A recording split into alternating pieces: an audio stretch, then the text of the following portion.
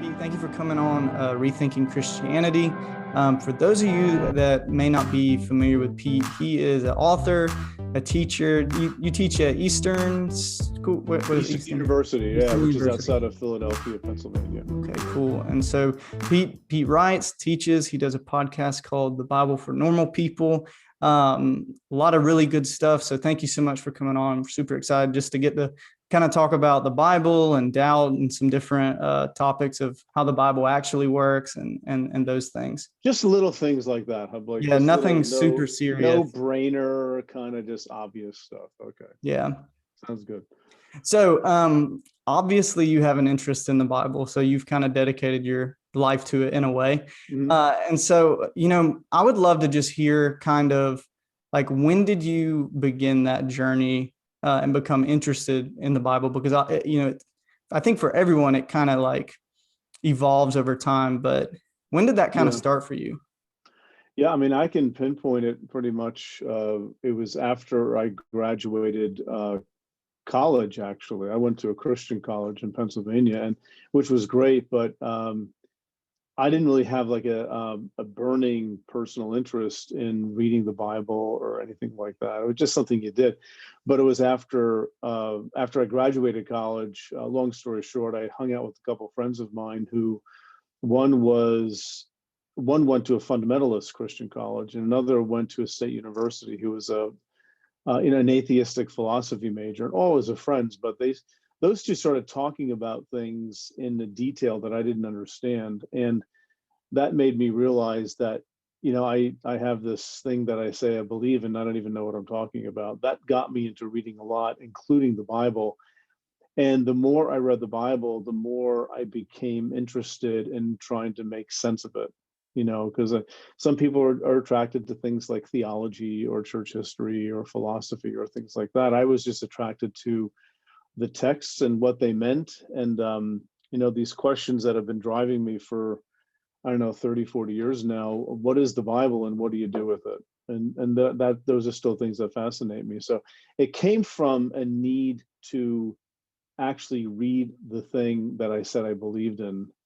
And that started down a road of like then reading what other people say about it. And then questions start coming up and you start learning. And that's sort of how it went. Cool. That's awesome. Did you ever think that you would be teaching in the kind of format that you're doing it now? I guess teaching as a professor and like just and writing about it? Not at first. Not at first. That didn't dawn on me until, I went to college. Then I took about 3 years in between college. Then I went to seminary, and I was in seminary for 4 years. And I went in thinking I might be doing some church work or something, but it was really within a couple of years when I realized I just like studying this stuff. I just like reading about it and trying to understand it. And so that did evolve, over a few years. And then, halfway through seminary is when I made the decision to focus on Old Testament in graduate school. I wasn't in graduate school yet. I was still finishing up seminary, but I said I wanted to go to graduate school to study the Old Testament because one of my professors, is this being videoed, by the way? Are we showing this a video? Yeah, it is. Okay, yeah. So I can get at my Bible. Yeah, you look great. You're good. Okay, that's fine. I really don't care. But one of my professors who's since died, he took out the Bible and he held it in front of us. And he said, basically, here's your Bible. This much of it is Old Testament. This much of it is New Testament. So you better figure out what you're going to do with this part of it, right?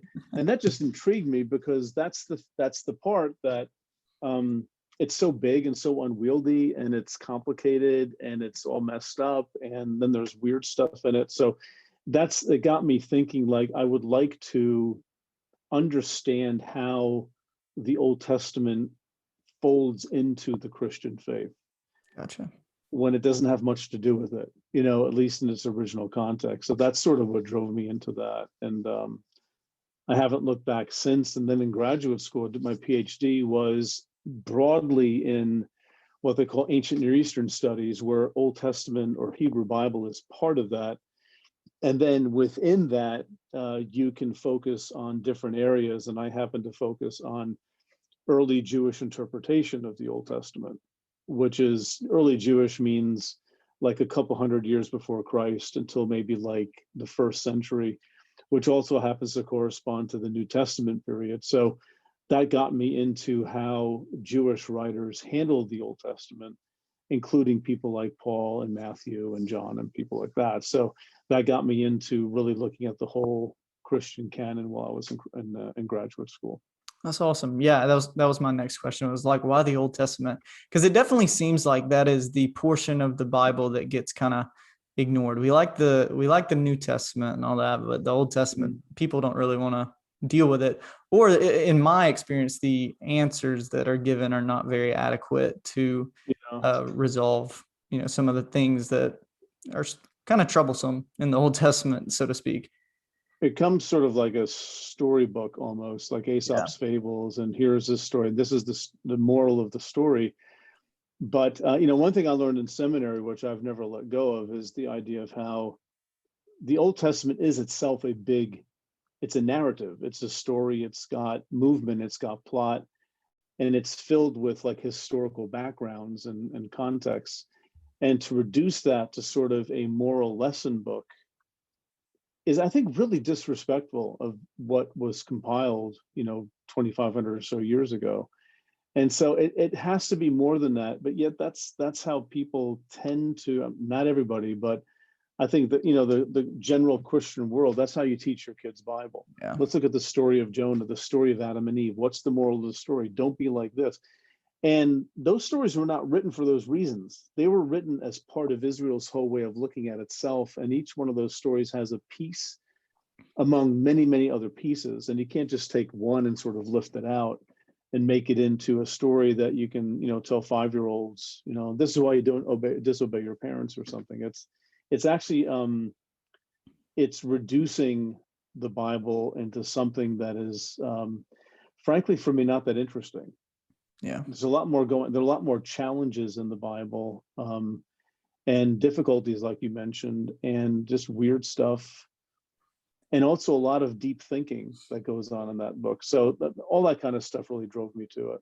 Yeah, I found that, so I did my undergrad in some similar stuff, and I'm working on a MA in biblical studies right now. And what I've kind of learned is growing up, so my mom would read the storybook Bible to me, and I would learn the stories in this very childish way. It's like, how can you make the story of God literally killing everybody into a children's story? And so it's just, so what I've kind of discovered for myself personally is, like, as I've kind of like studied and learned more of the background, I realized how much I was in the not the deep end, so to speak. There's so much more to it, when you begin to look at the background and all those things. And so, what I'd like to kind of ask is, did you find that through those studies that kind of like impacted your faith in a way where you had to like deal with any of the, like, I guess for a lot of people that grow up in a very different background or viewpoint of the Bible that doesn't deal with a lot of those things? It's more of like, okay, here's the text and here's the Bible. This is how it applies to your life. And then for me personally, when I was confronted with these like issues within the Bible, I didn't really know what to do with it. And it did affect my faith. In some ways, there were times of doubt and things like that. But did you have any kind of moments, during your school where that kind of challenged your faith?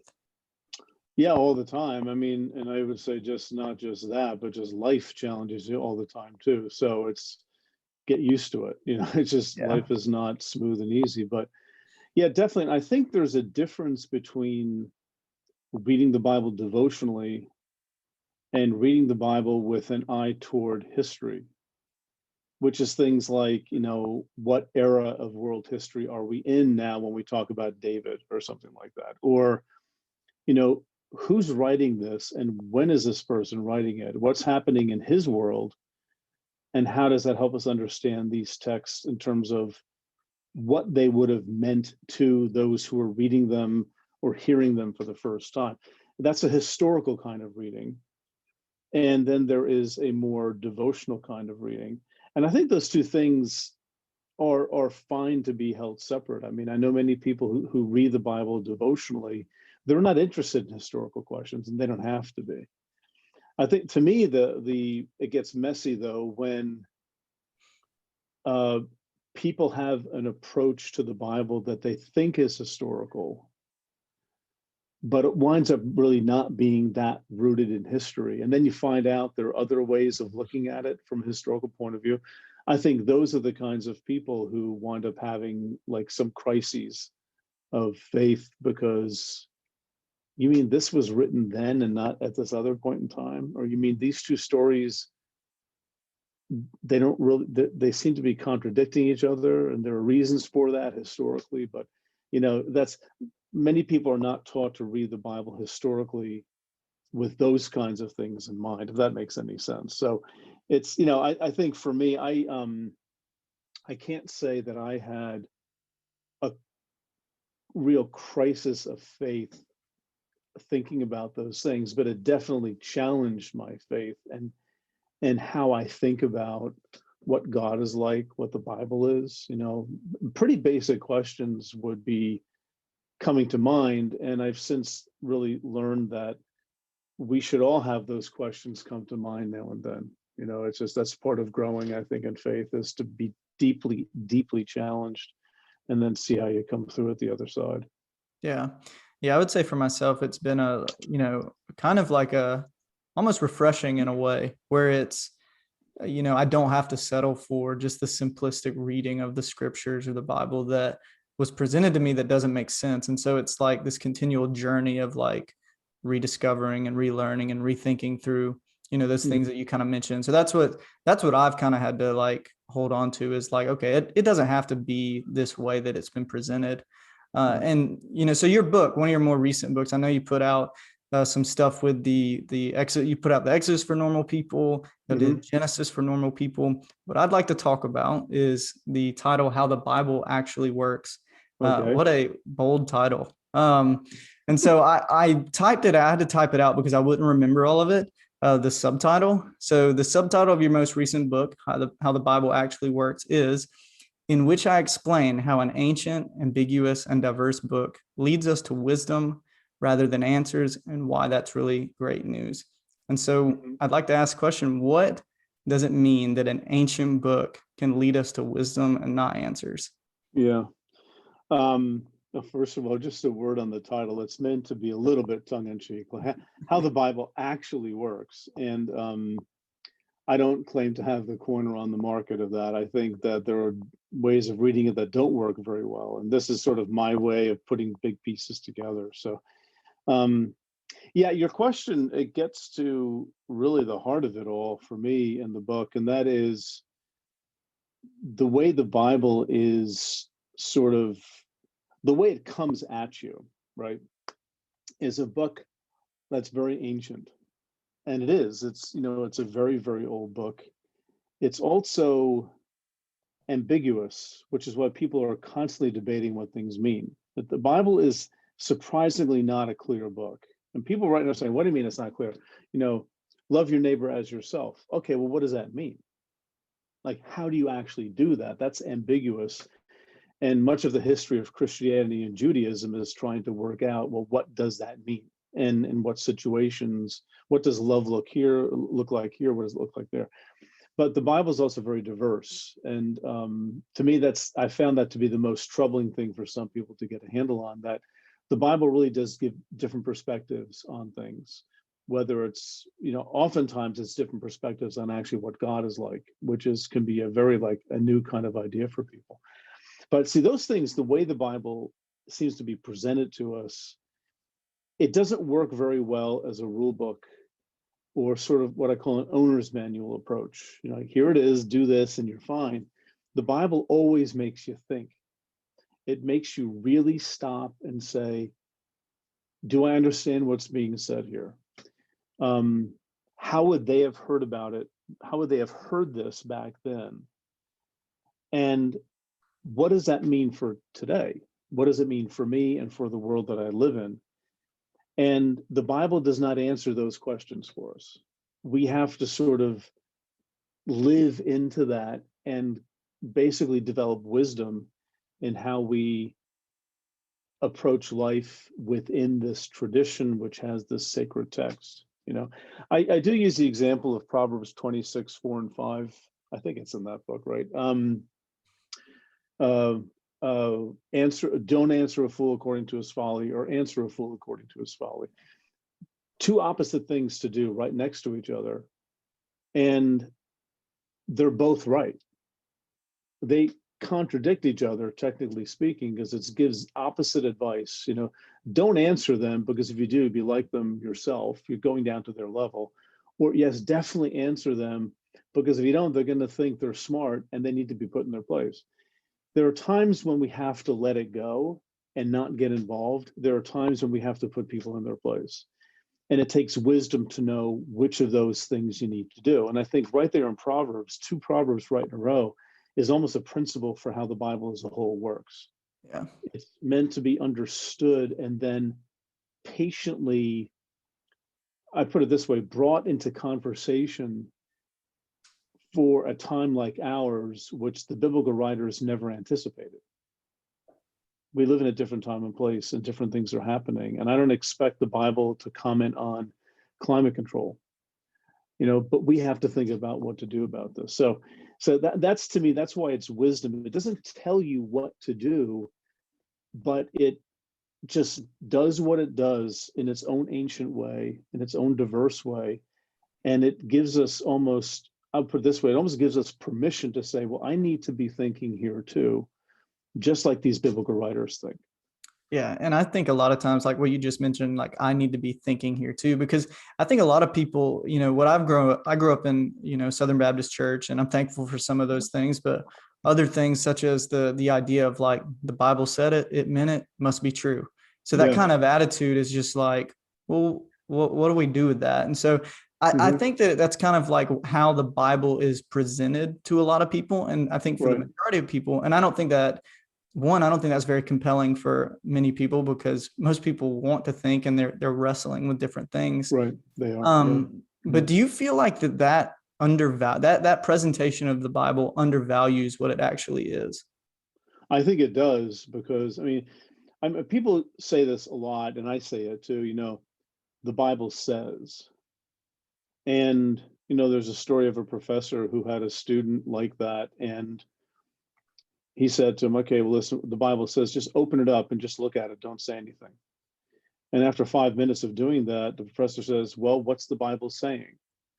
It doesn't speak. The Bible doesn't speak. We interpret. And that's the thing. And if we simply say, well, the Bible says, it does all the heavy lifting for us. You mean we don't have to try to understand it or interpret it for our day? I think that's the problem. That devalues the Bible. And if you look at the history of Judaism and Christianity, both of these traditions are largely exercises in trying to understand this text and say, what does it mean for us here and now? And some people say, again, that I don't interpret the Bible, I just read it. Well, no, but we all interpret it. Whether you realize it or not, we're all reading it through lenses. We're all reading it. If somebody says, don't interpret it, just read it literally.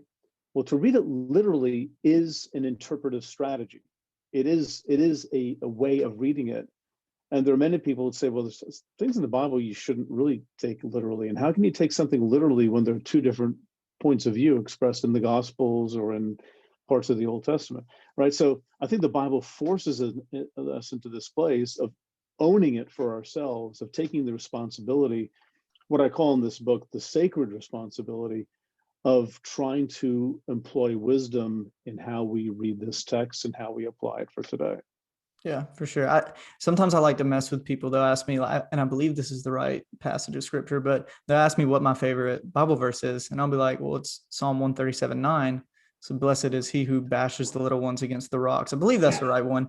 And some people are like, wait, that's in the Bible. And I'm like, yeah, it's in there. And along with a lot of other things that if you just take literally and you just view it without thinking, you can do a lot with it and many people have done a lot of wrong with the Bible with that viewpoint. And so that's kind of, that perspective and that kind of approach.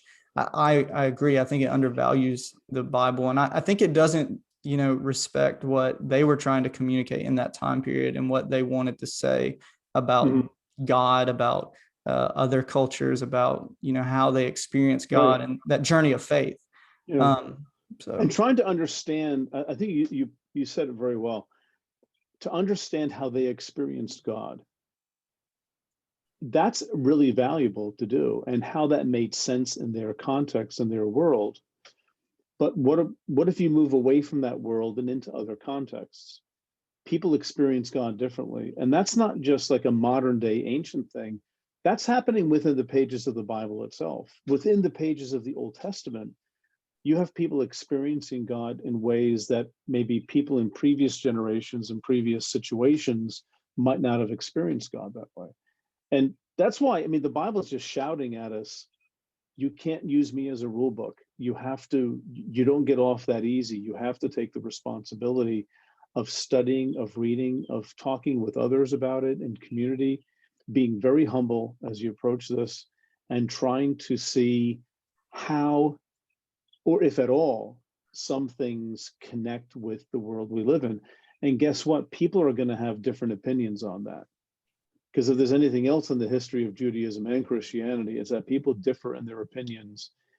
And to try to make it all about one group that gets it all right, is a little naive, and it can be pretty dangerous too.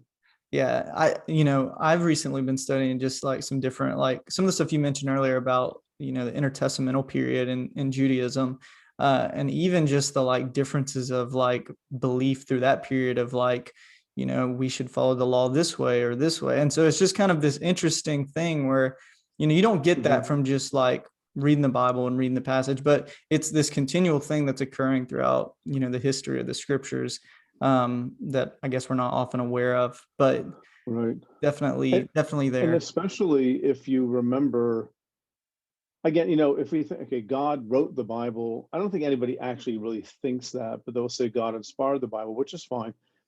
But the thing is that the people that are inspired lived centuries and centuries apart, and in the Old Testament, you have probably, depending on who you ask, but let's say roughly about 1,000 years between its earliest writings to its last writings. Stuff happens in the 1,000 years, right? Where people's views change, and their perspectives are altered for very good reasons, and that is such an important thing to keep in mind. That explains why you have later books that talk about God differently than earlier books do, right? Yeah. That's part of the nature of the Bible. And to dismiss that, it eventually runs you into some problems, because you'll keep seeing it. From the very beginning of the Bible, you start seeing tensions. And the question is, how do we live with those tensions? How do we explain them? How do we live with them, rather than sort of explaining them away? Yeah. Which happens too often. And that, at the end of the day, that doesn't help anybody. Yeah. And, to kind of go off of like that idea of like people definitely try to explain things away, instead of sometimes just being okay with what it is. But I'd like to ask, so something that I've had conversations with people when this kind of conversation about the Bible comes up, people take a very defensive, approach to the Bible. And I don't think it needs to be defended, but, what I've had, the conversations I've had with the people is around the idea of reading the Bible literally. And usually the rebuttal is, well, if it's not all 100% true, then I can't trust any of it. And so I would just like, if any of it's not true, I can't trust any of it. What is your what would your response to that be? Well, I think there is an assumption there that true means historical. And they may not be the case. I mean, you can tell a true thing through fiction, right? I mean, that happens in modern literature all the time. People use fiction to say something very substantive. So I think it's wedding together historical things with it being true. And if you question anything historically, then the whole thing goes. Yeah. And I'd say that's a nice theory until you start reading the Bible. And then you come up with things that people have always noticed since the very beginning of the Bible, which is there are clearly different perspectives that are fundamentally incompatible at some point. And you have to decide, what do you do with that? Because that premise if any part of it falters is untrue, then the whole thing could be thrown out. Yeah. That's a problem. I mean, even like the rather obvious point, if I could, I don't mean that to be belligerent. I'm just saying it is a rather obvious point that there are different genres of literature in the Bible itself. I don't expect a psalm to work the same way as, say, Second Kings. Yeah.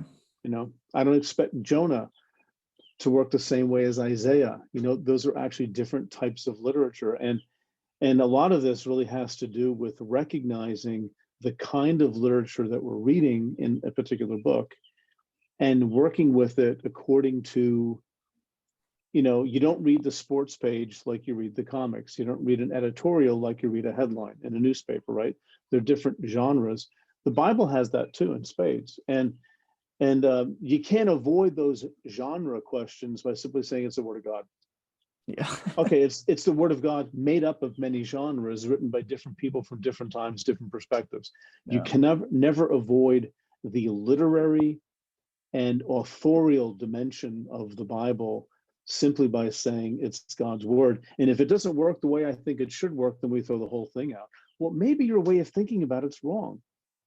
Just allow that as a possibility, right? That maybe you're limiting the Bible for no good reason, rather than reading it and letting what the Bible is sort of come to the surface out of that act of reading.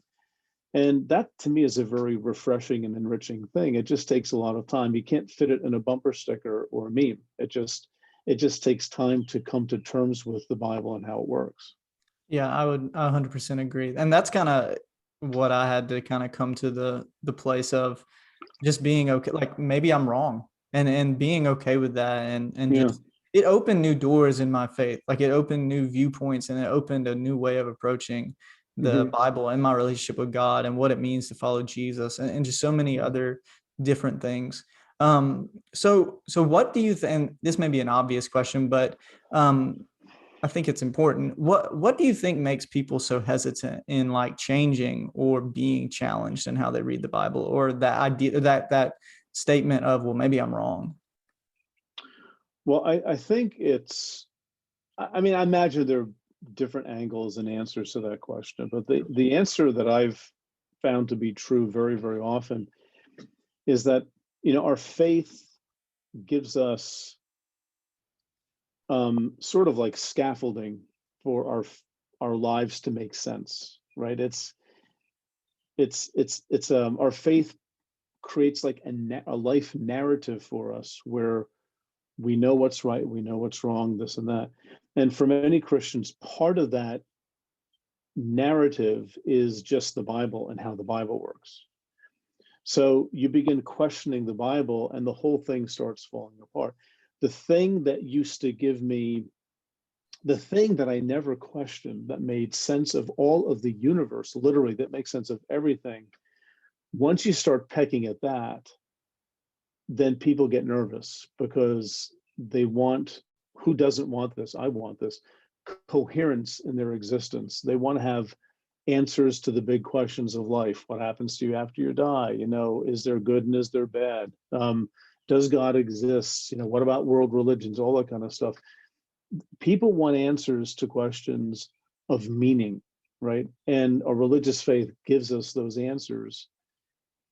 So if you tell people, well, your faith has problems because you're thinking about the Bible or this or that in ways that the Bible itself doesn't allow, right?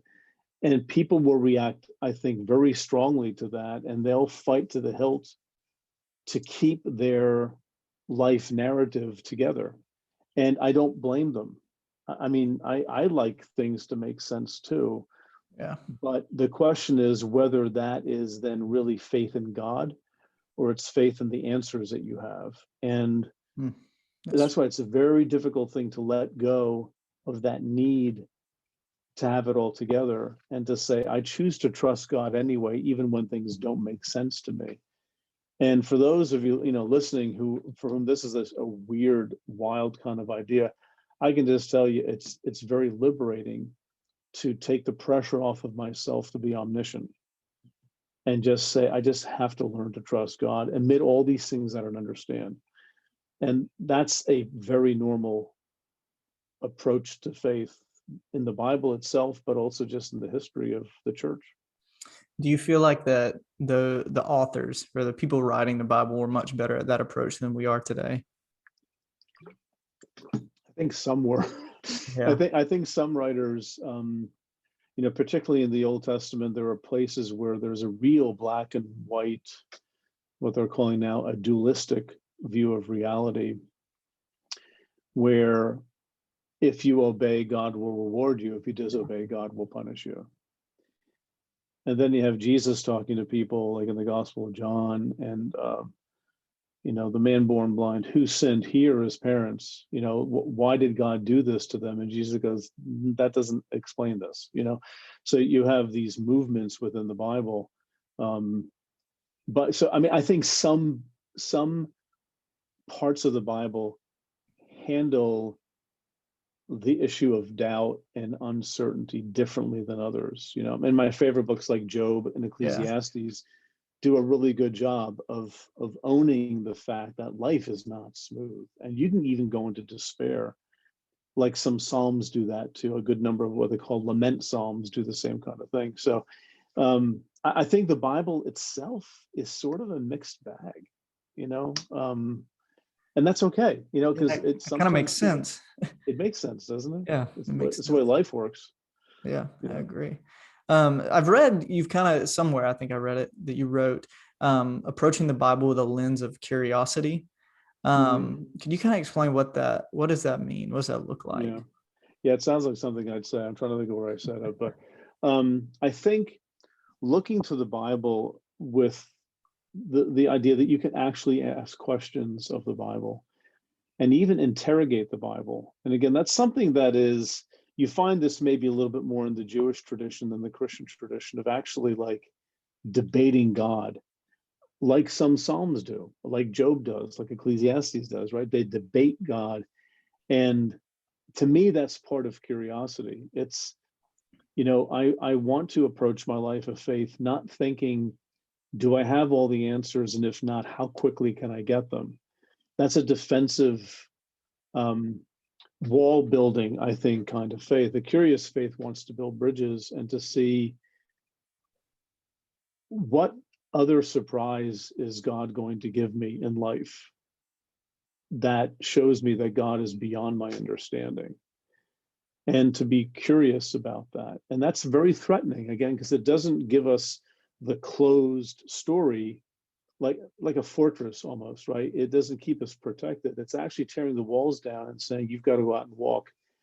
And that's a difficult move, I know, for a lot of people to make, but I think it's an important one. Yeah. And so this leads me to, the question of where does Jesus come in all this for you?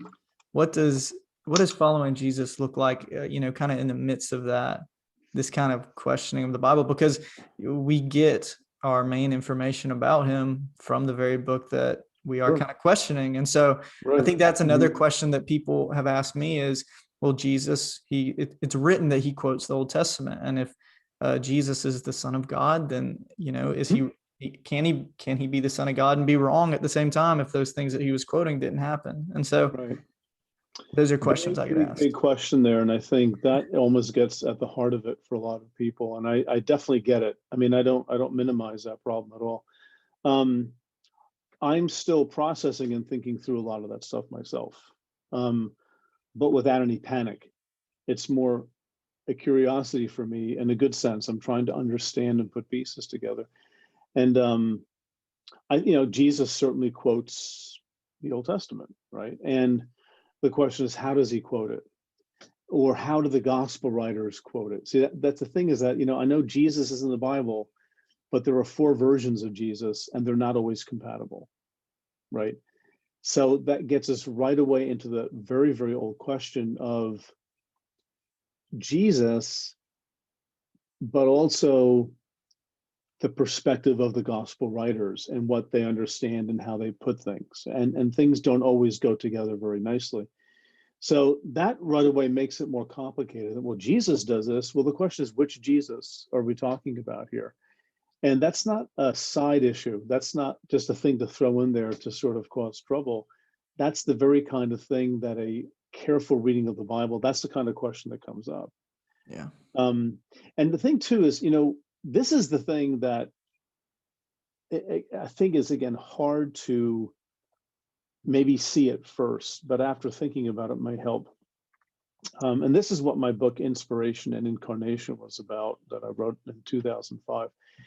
We have to grapple with the humanity of Jesus. And being fully human has implications for how you think about Jesus. Well, he was fully human, but without sin. Okay, but could he have been wrong? Well, I said without sin. Is it sinful to be wrong? Right? And we could even talk about what does sin even mean to say Jesus is without sin. But the thing is that if Jesus is an actual first century Jew, which he has to be, right? If Jesus is less than human, you don't have the Christian view of Christ. Mysteriously, God and man. Mysteriously, no one understands this. No one can articulate it. But the fact is that Jesus was a first century Jew and was a part of that world. And that wasn't an accident. That's who he was.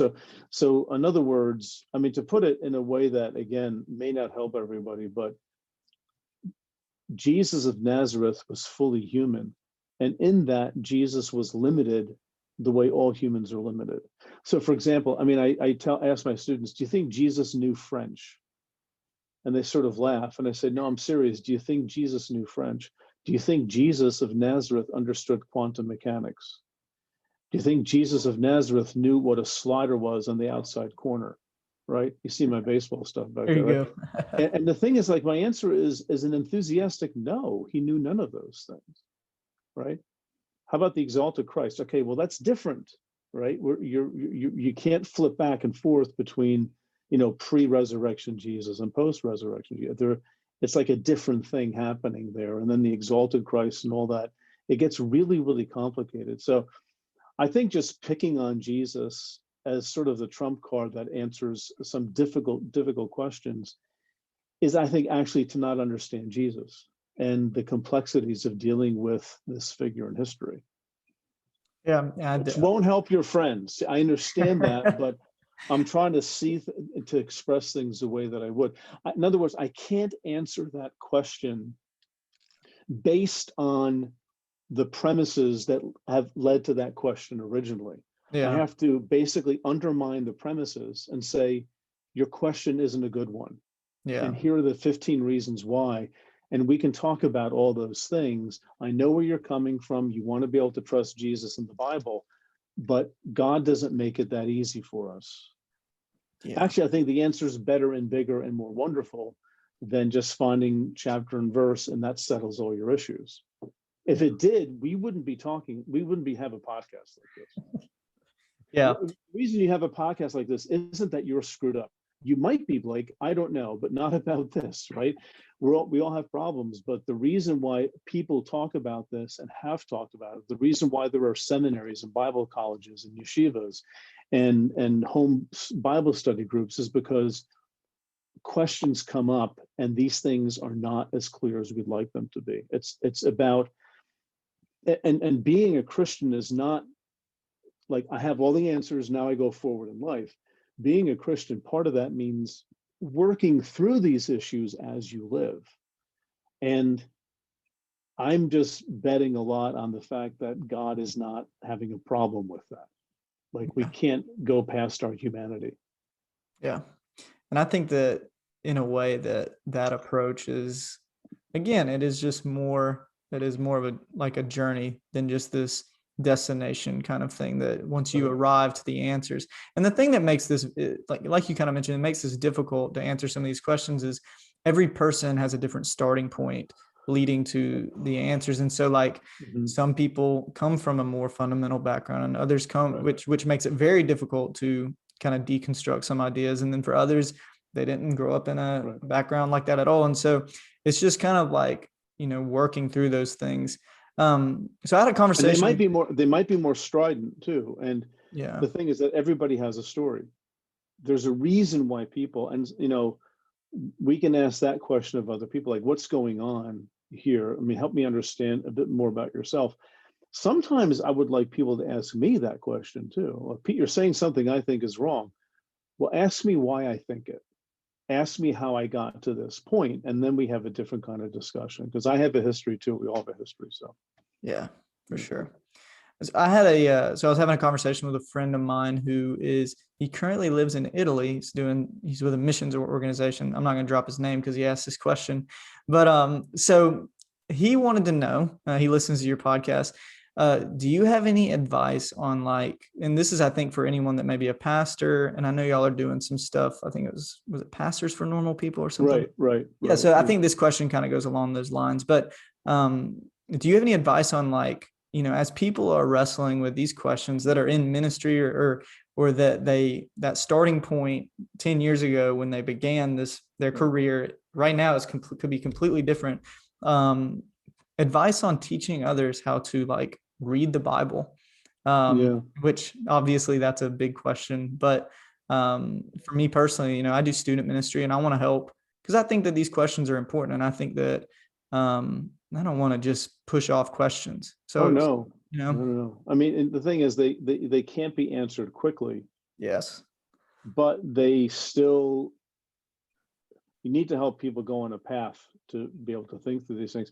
And that's different for different people. Like, a college kid that doesn't come from a Christian family has one set of issues, but somebody who has to go home and face their parents, and explain to them why they don't believe X, Y, or Z anymore, that's a difficult sociological kind of thing. Somebody who's been a pastor, who went to seminary and is trained and has been in ministry, and 10, 15 years go by and they just start thinking, they've been thinking all along, this just isn't right.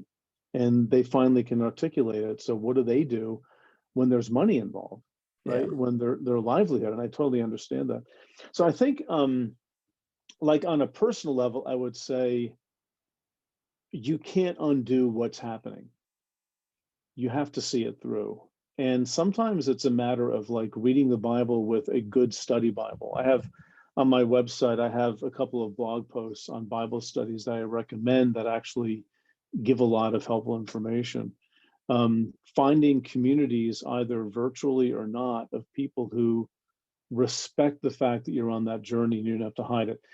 At the Bible for Normal People, my website, we have a Slack group where we have hundreds and hundreds of people on there exactly in that situation. I'm not advertising. I'm just saying that these kind of communities exist, right? Yeah. Where people can be safe there in ways they can't be elsewhere, right? Just so they can just not go crazy and just talk about stuff. So, there are like personal psychological dimensions. There are also professional dimensions and community dimensions and all that kind of stuff. So, but I think finding people that support you is very, very important to do. Cool.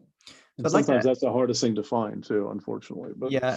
Well, I think part of the reason is because people don't feel like they can safely ask these questions without getting lambasted or potentially losing a position, right. Which is kind of a shame, because it should be, the church and faith, you should be able to be spiritually honest, and just. You should. That would be nice. And to sort of just let people go through a process sometimes, but we clamp down real fast sometimes, don't we? And that's why they sort of go behind dark doors. It's almost like you're buying drugs or something. You're trying to find somebody to talk to, right?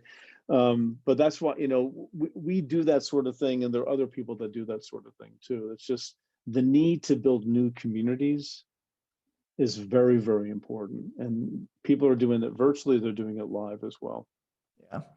So, on top of that, with, people are being formed new communities and looking for new ways to practice their faith. So a lot of people my age kind of are, and people in general, I think, are beginning to question what the status quo of Christianity has been for, like, the last, I say 60 to 80 years, but I'm sure it's been way longer than that. Where do you kind of see this going? Because you see the movement right now of the whole ex-evangelical thing going on and all that. And what kind of alternative do you see for those who want to continue practicing their faith within Christianity in a new way? And my thing is, I think that you can still follow Jesus and practice your faith, and not claim to be an evangelical.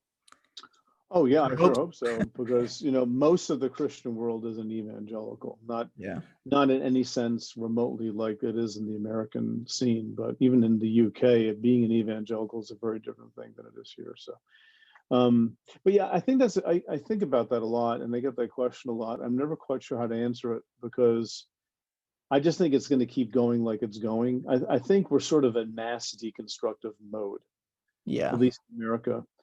And where's it going to go? And I think we're already seeing where it goes. It goes in several different directions. There are people who are attracted to a more historically liturgical form of Christianity, but be it Episcopalian, or Eastern Orthodox, or Roman Catholic, something that bypasses, and I'll put it this way, it bypasses the apologetic dimension of a lot of evangelical and fundamentalist churches. Like, we're right, everybody else is wrong.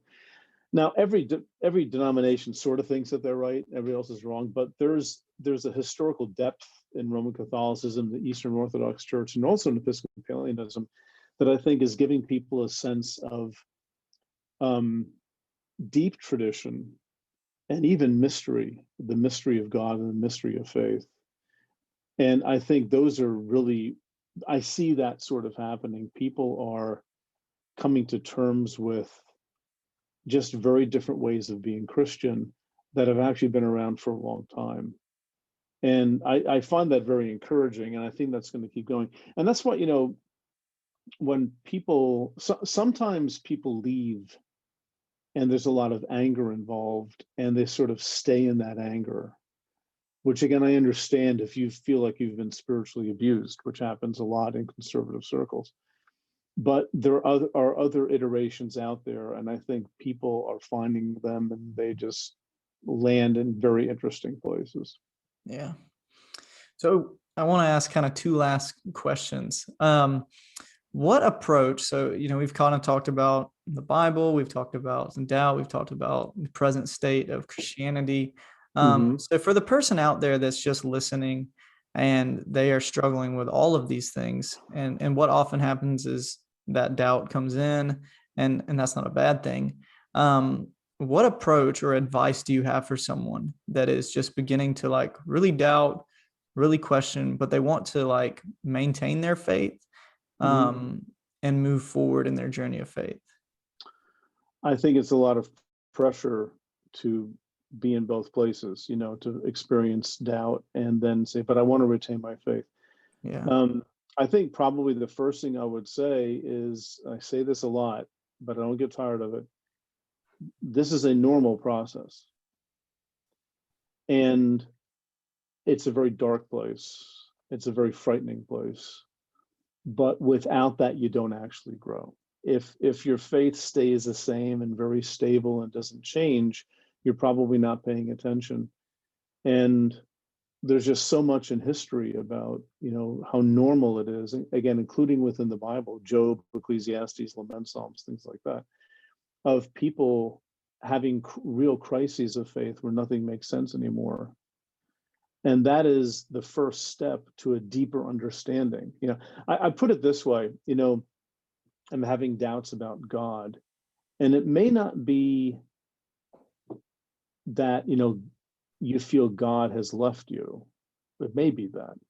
But it's more your ideas of God are being challenged. And we all do this. I do this myself. We all equate our ideas with God Himself.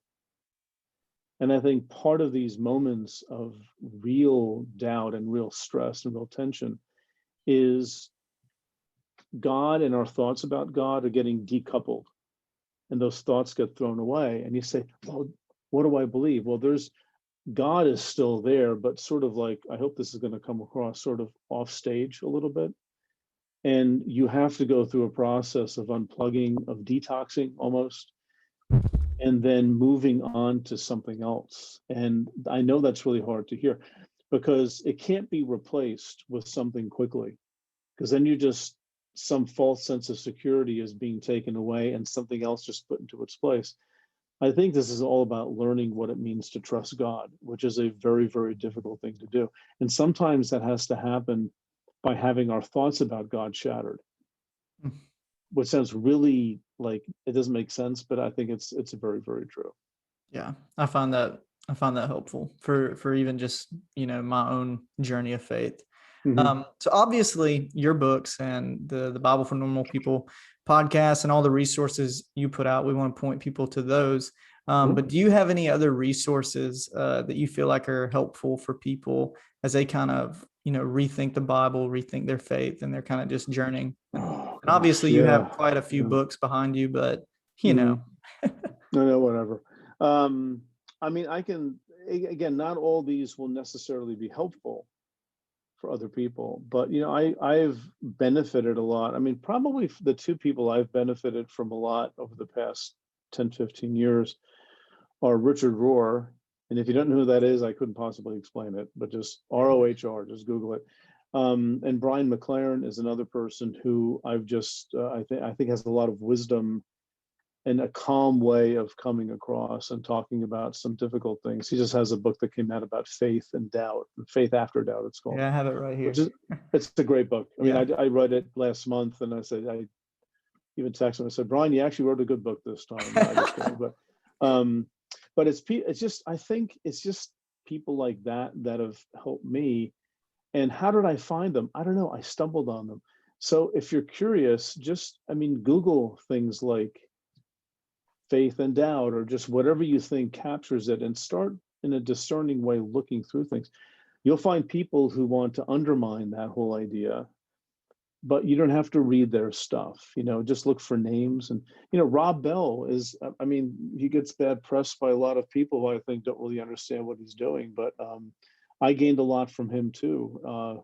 And again, the list can go on, and some more esoteric people, but it just, once you start going down that road, you'll start finding partners who can model for you the kind of faith that you're going to say, oh, I didn't know this was even a possibility. Pete, thanks so much for coming on today and just kind of having a conversation with me about the good old Bible and just doubt and faith and trying to figure this whole thing out. I really appreciate it. Sure, Blake. Great to be with you too. Awesome.